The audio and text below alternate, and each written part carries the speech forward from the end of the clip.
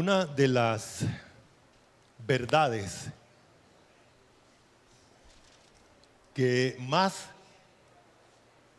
se ha falsificado ha sido el concepto de la oración. Una de las verdades, una de las realidades que más se ha falsificado es la oración. El mismo Señor Jesús, en el capítulo 6 de Mateo, Él le dice a los judíos y a los discípulos: mas tú cuando ores, entra en tu aposento. Perdón, el versículo 5 dice: y cuando ores, no seas como los hipócritas, porque ellos aman el orar en pie en las sinagogas y en las esquinas de las calles para ser vistos de los hombres. De cierto os digo que ya tienen su recompensa. El versículo 7 dice: y cuando ores, orando, no uses vanas repeticiones como los gentiles. En ese momento habían dos personas o dos clases de personas que falsificaban la oración. Uno de ellos eran los hipócritas religiosos de la nación de Israel. Ahí el Señor Jesús varias veces les dijo hipócrita a los fariseos, a los principales sacerdotes, porque ellos mantenían una vida de religiosidad falsa. Pero después, en ese mismo capítulo, el Señor Jesús también dice: los gentiles son los que no son judíos. Ellos creen que por su palabrería, por su vana palabrería, serán oídos. ¿Y qué creen ustedes? Hoy no nos escapamos de esta realidad. Hoy también hay mucha falsificación de lo que es la oración. Hace unos años hacíamos diferencia entre oración y rezo, pero hoy en día no. Porque las personas que antes decían que rezaban, hoy en día dicen que oran. Entonces todo el mundo dice que ora. Todo el mundo dice que ora. Pero la Biblia es clara, Dios es claro en su palabra. La oración es una relación íntima entre Él y sus hijos, los que le han conocido, los que creen en Él, los que se acercan realmente persona a persona con Él.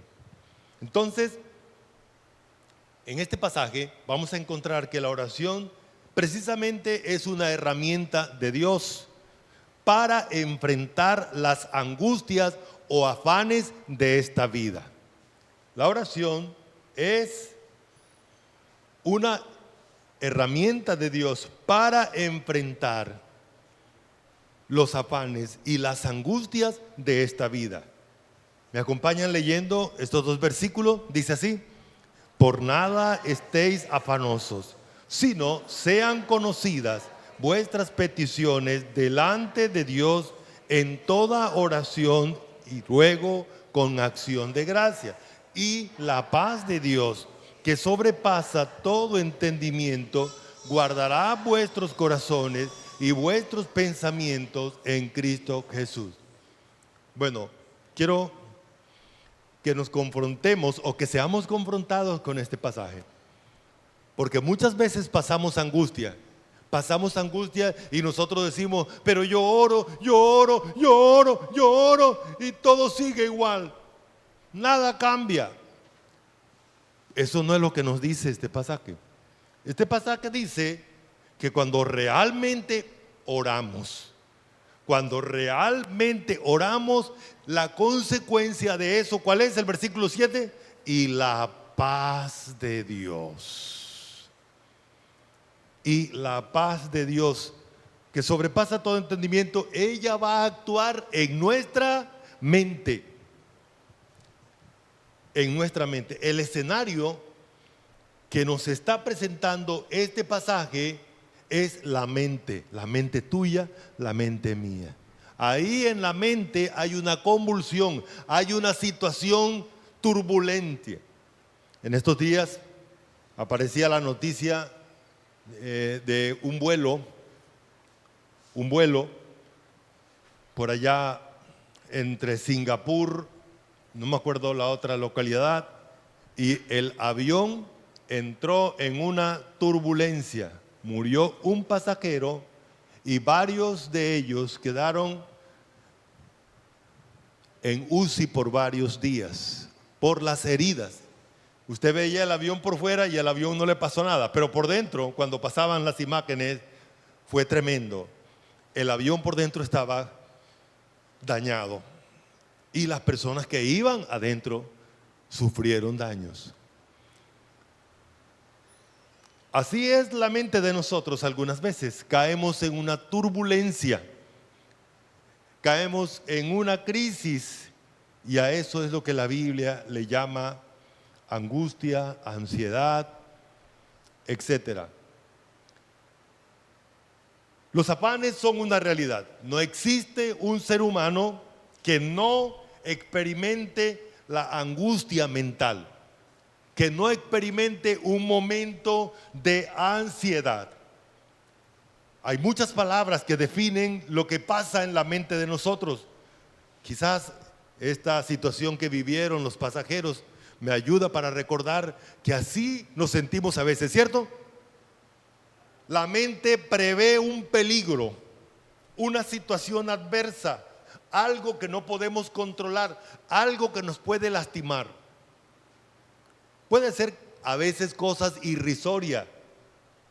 ¿Qué va a pensar la otra persona? Una de las cosas que nos angustia a nosotros es lo que piensan las demás personas. Ay, y si piensan esto, ay, y si cierta situación, eso nos causa angustia. Y enseguida se activa un mecanismo de defensa de nuestra mente en nuestro cerebro, y comienza el cerebro a mandarle mensajes al cuerpo de que hay que prepararse porque hay una turbulencia, porque hay una situación adversa. Hay que poner a trabajar el corazón más rápido, hay que poner a trabajar el sistema sanguíneo más rápido, el sistema endocrino más rápido, todas las cosas.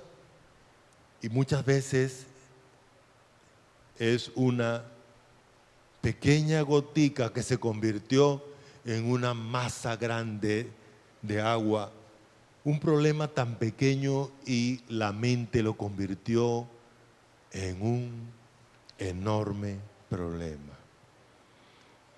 A veces sí son situaciones reales de peligro, pero inclusive no existe un peligro en el cual Dios nos va a abandonar. Pero la mente lo experimenta así. Entonces, los afanes son una realidad que vivimos a diario por muchas razones, que llevan a nuestra mente a un estado de inestabilidad y a veces hasta colapsa. Una mente colapsada es una mente que se bloquea, una mente que se ensimisma, una mente que muchas veces se va a la nebulosa y comienza a divagar. Hay muchas situaciones que se experimentan en la mente de la persona, y usted pudiera decir: no, yo estoy bien, a mí no me va a pasar tal cosa. Permítame decirle que si usted tiene la mente, como todos lo tenemos, todos estamos frente a alguna eventualidad o peligro, o a muchos peligros que ella padece de manera continua. Quizás el tema más tratado en la Biblia del ser humano es su mente. El libro de los Salmos, el Antiguo Testamento, el Nuevo Testamento, Dios habla mucho sobre este tema porque realmente es nuestra necesidad. Pero la oración precisamente es para eso. La oración es la herramienta que Dios nos ha dado para que lleguemos a Él, a sus brazos, para que vayamos a tener un encuentro real, personal, para presentarnos delante del que puede solucionar la necesidad que sea. Por eso es Dios, porque no hay nada imposible para Él. Y la oración es eso, es ir delante de Dios. Como dice Hebreos 4:6, acerquémonos pues confiadamente, ¿a dónde? Al trono de la gracia. Si hay un trono, indica que hay alguien que gobierna y que lo hace de manera portentosa. Al trono de la gracia. ¿Y para qué voy a ir allá? Para encontrar allí tres cosas: Número 1, gracia, misericordia y, dicho de otra manera, la solución oportuna en el momento adecuado de mi necesidad, de lo que realmente necesito. Fuera de ahí no hay solución. Fuera de ahí no hay solución. Voy a leer este versículo para hacer un comentario. Engañoso es el corazón más que todas las cosas y perverso. ¿Quién lo conocerá? Solo yo, Jehová, que escudriño la mente. O sea, que el corazón y la mente es lo mismo. Dios le llama corazón porque de allí se origina todas las cosas. Allí se condensan, se originan las acciones de nosotros. Lo que pensamos, luego nosotros lo llevamos a la práctica. Primero pensamos, luego decidimos, luego ejecutamos y sentimos la emoción que el solo pensar produce en nosotros. Entonces es evidente, como Dios dice, ¿quién lo conocerá? Solo yo, que escudriño la mente, que escudriño el corazón, que pruebo el corazón para dar a cada uno según su camino. Porque de acuerdo a lo que la persona piensa, así va a actuar. Así va a actuar. Dice Dios que tal es el pensamiento del hombre en su corazón, así es él. Así es él. Entonces Dios nos juzga desde el origen de nuestras acciones. ¿Y cuál es el origen de nuestras acciones? Nuestra mente. Ya Dios sabía que nosotros íbamos a hacer eso si ya estábamos pensando. El Señor Jesús lo dijo de esta manera: de la abundancia del corazón. Así que si usted piensa una cosa, después las personas se van a dar cuenta de lo que usted estaba pensando. ¿Y cómo? Porque usted comienza a hablar y comienza a actuar de acuerdo a lo que estaba pensando. ¿Se da cuenta de una gran verdad? Le preguntaron a Rafael Justí, el director del departamento de neurociencia más avanzado que hay en el mundo. Le preguntaron: doctor, ¿qué se sabe de la mente? Y él dice: tenemos 100 años de estar investigándola y no sabemos qué es. Y yo me decía cuando oía la entrevista de Rafael Justillo, dice: ¿y acaso no ha leído la Biblia? Porque hace más de 2000 años uno de los temas que Dios más ha tratado es sobre la mente. Le llama corazón. Dice que de ahí se originan las acciones. Del corazón del hombre salen los malos pensamientos, salen los homicidios, salen los adulterios, salen las fornicaciones, salen todos los problemas. Ajá, doctor, y cuando vamos al psiquiatra, cuando vamos al psicólogo, ellos tampoco saben. Ellos solo están probando. Le dan un medicamento. Una doctora llamada psiquiatra, Marianne, dice: no existe ningún medicamento que te pueda solucionar los problemas de la mente porque esos son intangibles. La mente no es física. O como dice Rafael Justí, eso se llama inteligencia emocional y frente a eso no hay medicamento. Esta doctora Marianne dice: el medicamento te ayuda para que tú tengas que enfrentarte con tu problema y solucionarlo tú solo. Eso es lo que dice ella, pero nosotros sabemos que la solución la tenemos ¿dónde? En Dios. Para allá es donde vamos. Para allá es donde vamos. Entonces, en primer lugar, a pesar de la complejidad de ello, Dios nos define qué pasa con la mente, cómo se siente la mente en determinado momento. ¿Qué es entonces? ¿Qué es el afán? Como dice el versículo: no os afanéis por vuestra vida, qué habéis de beber, ni qué habéis de comer o qué habéis de beber, ni por vuestro cuerpo, qué habéis de vestir. ¿No es la vida más que el alimento y el cuerpo más que el vestido? Por nada estéis afanosos, dice el versículo que estamos estudiando. Ahora, ¿qué es el afán o la angustia? Es el estado de la mente de inquietud. La mente comienza a sentirse inquieta. Estamos hablando de la paz, ¿verdad? Que es la tranquilidad, el reposo. Pero la mente está en un estado de angustia. ¿Por qué? Porque hay cosas que se le exigen. ¿Qué se le exige a la mente? Mire el versículo allí. Nos angustia la comida, ¿cierto? Nos angustia la comida. ¿Qué otra cosa nos angustia? Las bebidas. Si hay que beber, no hay que beber. El cuerpo. Ay, mire, ya me salió una pata, yo no sé si es de ganso, de pato, lo que sea, pero ya me salió la patica. Ay, vea usted.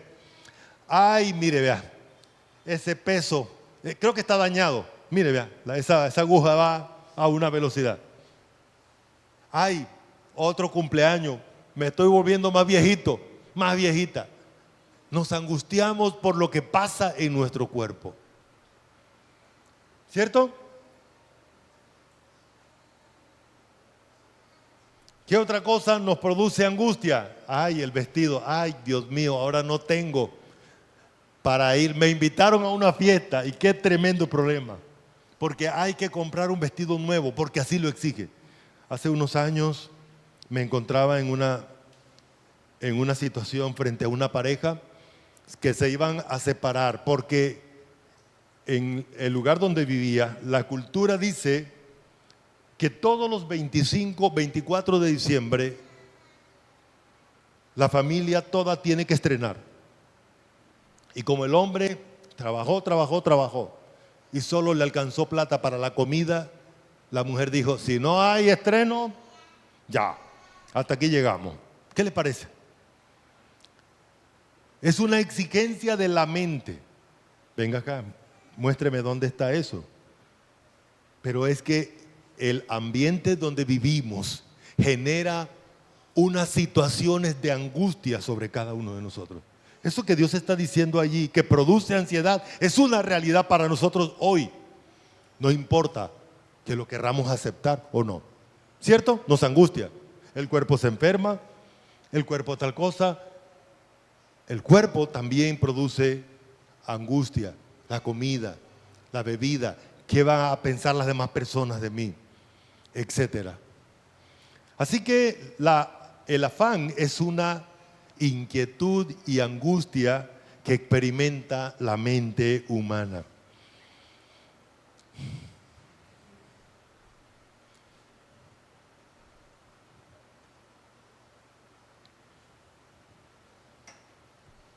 Lucas 10:40. El Señor Jesús llegó a visitar una familia donde hay dos hermanas. La una se llama Marta y la otra se llama María. Dice el versículo 40, pero Marta se preocupaba con muchos quehaceres y acercándose dijo, Señor, ¿no te da cuidado que mi hermana me deja servir sola? Dile que me ayude. Qué conchudo eres tú también, ¿no?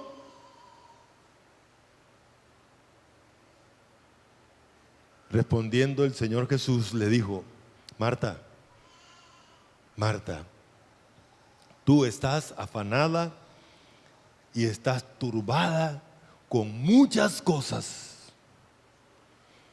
pero una sola cosa es necesaria y María ha escogido la buena parte, la cual no le será quitada. Otra vez, a dos mujeres, la una se fue a pasar el trapero. Ay, Dios mío, mire, vea, aquí está el sucio eso y se va a dar cuenta, Señor. Ay, mire, la licuadora en aquellos días, ¿no? Quedó sucia. La olla a presión, ay, Señor, ay, qué tal cosa. Ay, Dios mío, ay. Esa era Marta. María no le importó nada. Para María lo más importante era que el Señor Jesús había llegado y lo más importante era oír al Señor Jesús, estar en relación personal con Él, sentarse de frente con el Señor, aprovechar la persona del Señor. Oiga, y tuvo hasta atrevimiento Marta, ¿no? De reclamarle al Señor su injusticia. ¿Qué pretendía Marta? Que el Señor Jesús quedara por allá solo, mientras las dos estaban haciendo lo que creía ella que era más importante. ¿Acaso no es lo que nos pasa a nosotros hoy? ¿Cuántas cosas son más importantes que Dios? ¿Cuántas cosas son más importantes que oír a Dios? ¿Cuántas cosas son más importantes que sentarnos de frente, que ir delante de Dios a presentarle mi necesidad? Es más, a veces en lugar de presentarle mi necesidad a Dios, voy a buscar a otra persona para comentársela, en lugar de ir al que realmente me va a dar la solución, tanto a mí como a la necesidad que yo tengo.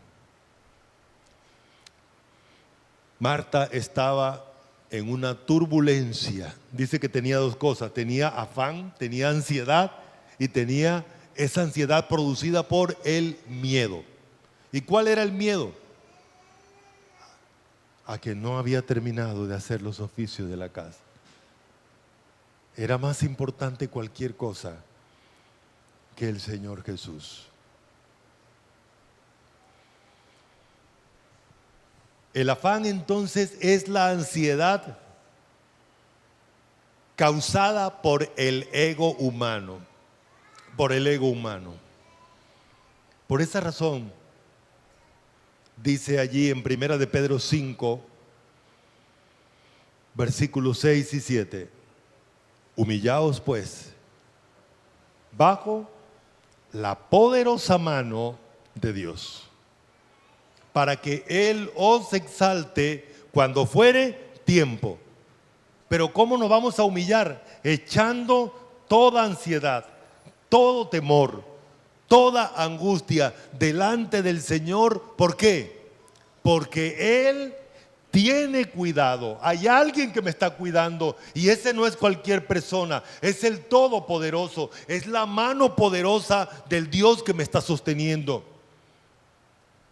El problema no es el problema que mi mente ve. El problema es que yo abandono mi confianza en el que todo lo puede para confiar en mi propia capacidad. Es un asunto de poder. Lo que le estoy diciendo a Dios es: Dios, yo puedo con esto solo o sola. Y como la verdad es que dentro de mí, en mi propia mente, reconozco que yo no tengo la capacidad, entonces la mente entra en un estado de temor, de angustia, de ansiedad. Porque ¿cuál es la verdad? Que no puede. Si usted se da cuenta, la Biblia trata de eso. De eso se trata en la Biblia. Dios manifestando su poder para que nosotros creamos en Él, confiemos en Él, para que nosotros dependemos de Él. Siempre me acuerdo cuando la nación de Israel llega hasta el Mar Rojo y el ejército de Faraón detrás, dispuestos a acabarlos a todos allí. ¿Y qué dice Dios a la nación de Israel cuando ven a ese ejército que viene a destruirlos y no hay salida? Dios le dice a través de Moisés: estad quietos y ved la salvación que se os traerá por parte de Jehová. Y Jehová abrió el mar y ellos pasaron en seco. Toda la nación de Israel estaba temblando, el ejército de Israel temblando frente a un enorme hombre llamado Goliat, 3 metros 5 centímetros. aproximadamente,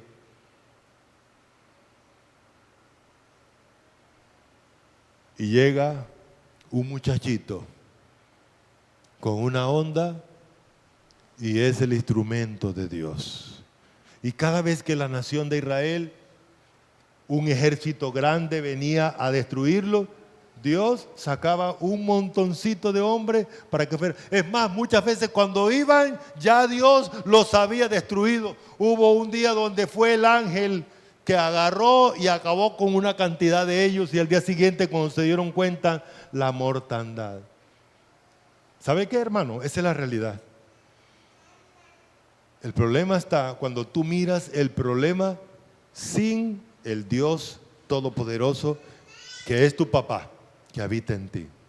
Ahí entonces tiene que darte miedo. Pero cuando tú miras el problema con la realidad de tu relación con Dios, entonces las cosas son distintas. Ahí en Lucas 1:25 dice así: ¿y quién de vosotros podrá por afanarse añadir a su estatura un codo? Pues si no podéis ni aún lo que es menos, ¿por qué os afanáis por los demás? ¿Cuál es la realidad? Hermano, nosotros no podemos solos, pero sí tenemos a un Dios todopoderoso que está en mí, que está con nosotros, que me cuida. Como dice, ya Él tiene cuidado de nosotros. Entonces, ahora sí entendemos la oración. Porque ¿para qué es la oración? Para acudir a ese Dios enorme, grande. Antes de ello, hay una prohibición. ¿Cuál es la prohibición? Por ninguna razón se afane, por ninguna razón se angustie, por ninguna razón entre en pánico. ¿Por qué? Porque usted tiene el privilegio de tener al Dios Todopoderoso en y con usted.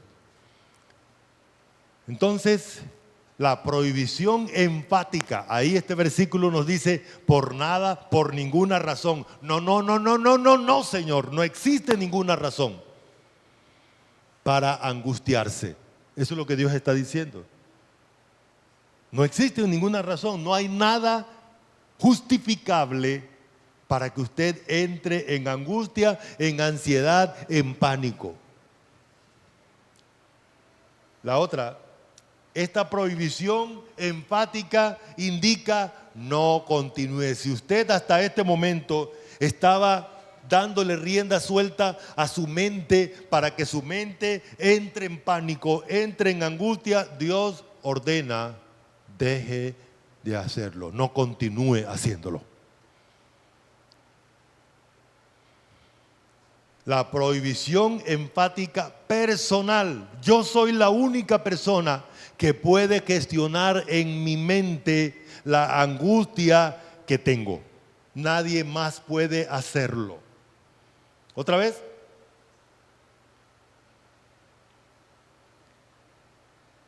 Solo usted.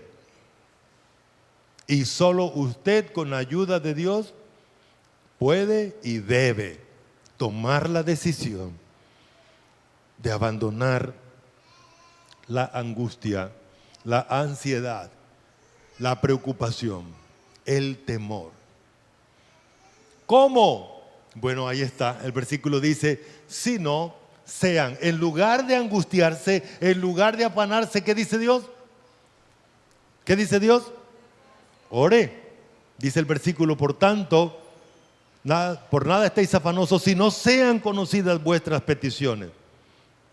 Me llama la atención porque Dios utiliza la palabra conocer aquí, porque la palabra conocer indica la relación, la experiencia personal de dos individuos. Allá en Génesis capítulo 4, cuando habla de este verbo, dice: y conoció a Adán a su mujer Eva. Y uno dice: pero bueno, ¿y cómo así? ¿No estaban juntos allá en el huerto? ¿Cómo qué? ¿No la conocía? Es que la palabra conocer indica entonces una experiencia, una relación personal, íntima. En este caso, tenía que ver con su relación íntima como pareja. Entonces, cuando Dios nos habla de aquí, de que dé a conocer, es que usted vaya delante de Dios en persona. Hermanos, aquí es donde tenemos que pasar. Quizás de la cultura religiosa de que orar es pararnos y expresar una cantidad de palabras. No, orar es más allá. Es usted y Dios. Usted y Dios. Preséntese delante de Dios. Sí involucra las palabras, porque para poder dar a conocer al Señor las peticiones, se utilizan las palabras, pero el verbo conocer entonces enfatiza más la relación suya con Dios. Eso es lo más importante. Eso es lo más importante, que usted está delante del ser majestuoso y que ese ser majestuoso utiliza las circunstancias adversas para empujarlo a usted, para llevarlo a usted a tener esa intimidad personal con Él. Ahora sí vamos. Eso es lo más importante. Eso es lo más importante. Por eso el versículo dice, si no sean conocidas vuestras peticiones. La palabra oración entonces hace énfasis a la intimidad personal que usted tiene. El Señor Jesús lo dijo así: mas tú cuando ores, entra en tu aposento, cierra la puerta con llave para que estés tú solamente ahí con tu Padre que te ve en lo secreto. ¿Se da cuenta? Esa es la relación íntima.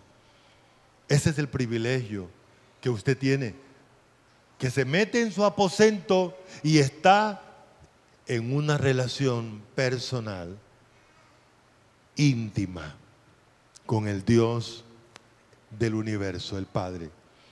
Dar a conocer, ¿qué se va a dar a conocer? Las peticiones delante del que tiene la autoridad. Me llama mucho la atención esa expresión allí.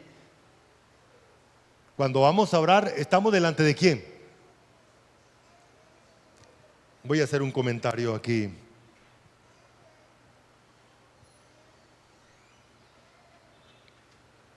A veces, cuando estamos orando, estamos pensando más en las personas que nos están oyendo, que están alrededor de nosotros, que están con nosotros, en lugar de estar totalmente pensando y conectados con el soberano.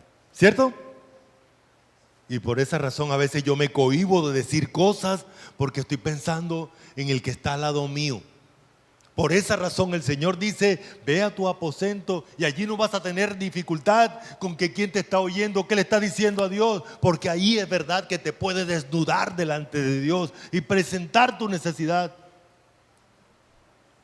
Y también, porque es que la oración no solamente es yo decirle a Dios, sino que Dios también está en relación íntima conmigo a través de la oración.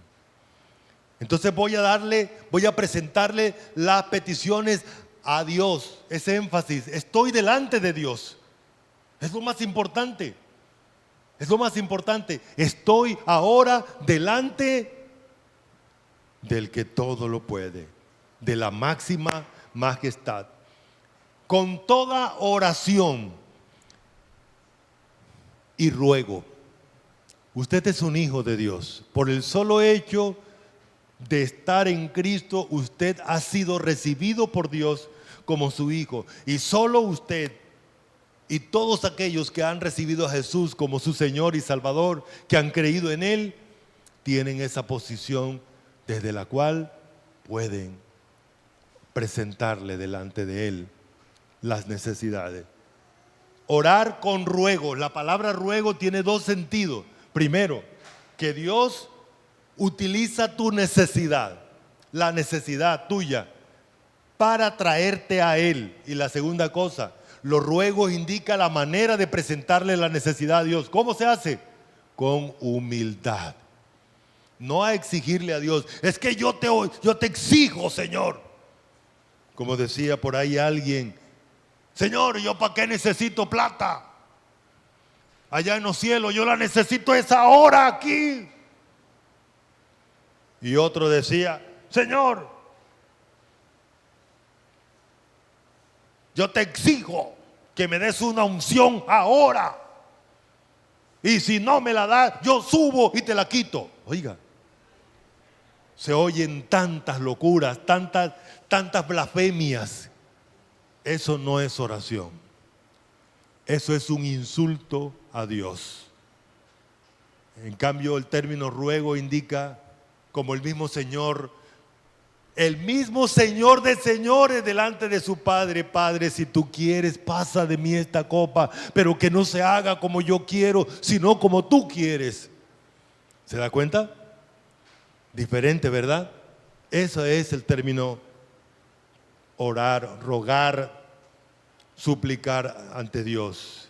Orar con acción de gracia. La palabra acción de gracia indica que a mí me satisface la relación. Yo estoy delante de Dios y a mí me satisface la persona de Dios. Me satisface Él, su persona. Me satisface su amor. Me satisface su gracia, su misericordia, su provisión. Y por eso asumo una actitud de agradecimiento.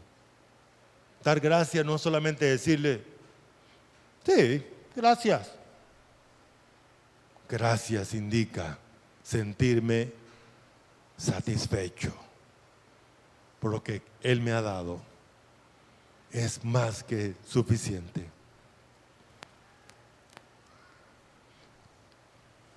Los resultados entonces tienen que ser, como dice el versículo 6, por nada estéis afanosos. ¿Cuál es el primer resultado de orar?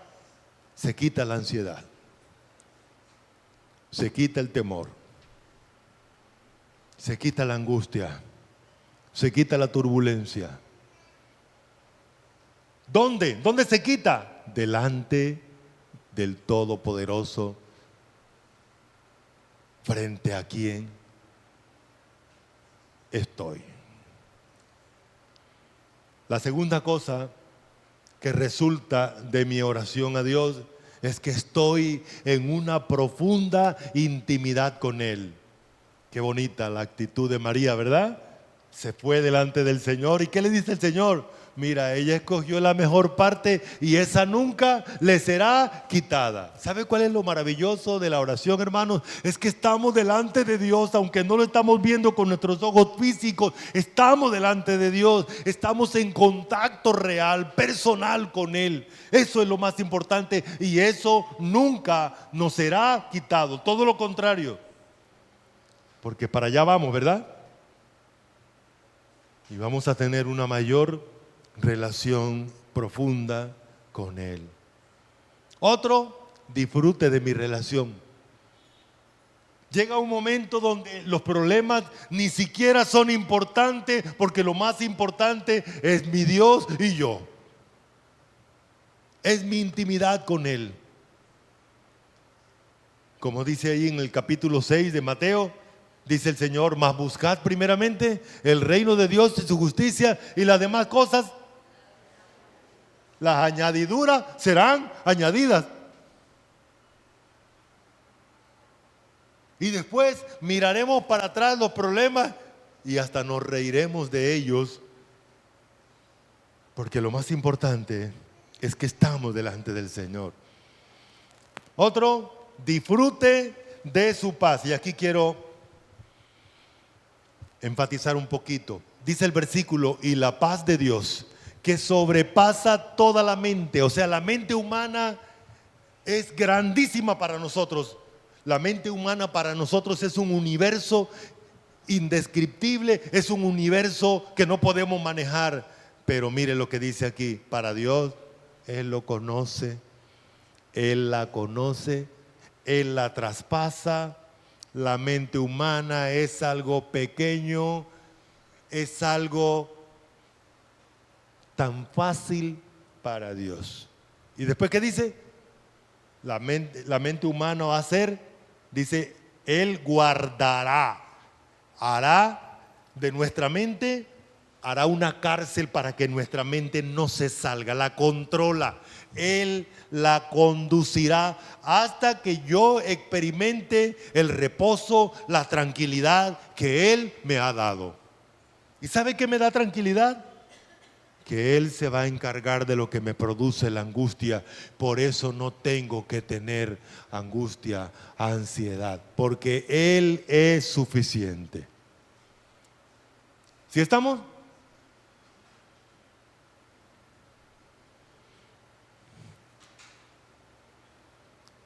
De pronto alguien que no está aquí esta mañana, en su mente va a decir, sí, pastor, usted cree que para usted es fácil eso, pero para mí, hermanos míos, todos estamos hechos del mismo material.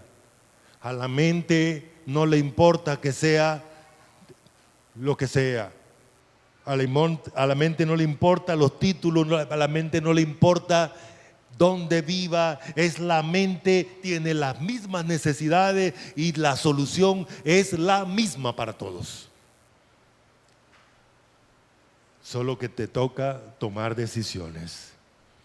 A mí también me toca. Yo también vivo angustias y me toca llegar a este texto, uno de mis textos preferidos y uno de los textos que más he usado para ayudar a las personas en las angustias mentales. Así que el Dios soberano va a tomar mi mente y la va a fortalecer para que piense de manera correcta.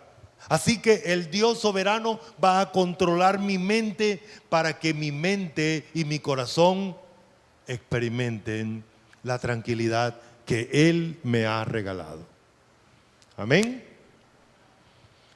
Como conclusión, entonces, no hay nada más importante que estar delante de aquel que tiene el poder, que tiene la autoridad, que tiene la majestad divina.